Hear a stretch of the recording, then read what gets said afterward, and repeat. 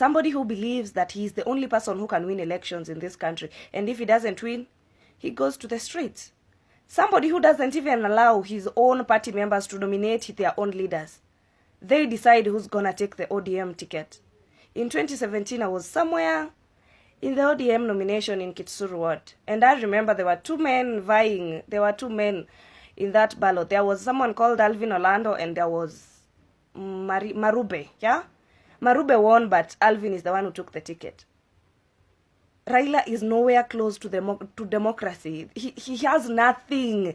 Nothing about him defines democracy. Raila is a dictator. Raila is a person who knows it's either his way or nobody else's way. That person is a pain in... Yeah. He's an illness. He's a disease that doesn't seem to go away. At this point, Raila is a terrorist. Yes, he brought the new constitution, but he can't seem to respect it. He sleeps and decides tomorrow there is going to be a demonstration. He doesn't follow the due process. He doesn't do what the constitution requires him to do. He just wakes up and decides to tell people, to tell mad, insane people to go on the street. And then we see what happened in Mulolongo. Raila has nothing to do with democracy. And there are so many people who fought for democracy back then. There are so many people who fought for multi-party democracy. But Raila Amolo Odinga is the only person who has managed to hold this country hostage for the longest time. There are so many people who have been losing elections. But Raila is the only person mwenye naamini kwamba kama asiye ameshinda hakuna mtu mwingine ameshinda. I was talking about the BBI the other day and the finance bill. There are so many things that were in the BBI and the ODM and the Azimio manifesto that were in the finance bill. They were okay when they were in the BBI and the ODM manifesto.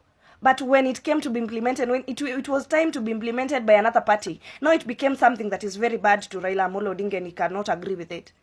Raila Amolo Odinga ndio the other day alitutusi maombwa because of complaining about the high cost of living. Alisema tuache kuboka kama maombwa because high cost of living iko kila mahali dunia mzima, sio Kenya peke yake. Saizi he has changed the narrative. It is because of the current regime that economy imekuwa mbaya hivyo.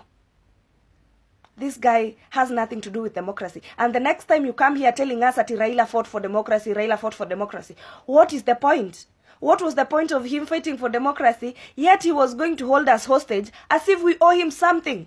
He's the only person amongst the people ambao walifungwa jela na wengine wakapigana na wengine wakangolewa nywele. He's the only person who's holding us hostage and making it look like Kenya owes him something. We don't owe him shit. We don't owe him anything. He should just retire and go or maybe die. We are tired. Tumechoka. This guy. This guy is a no.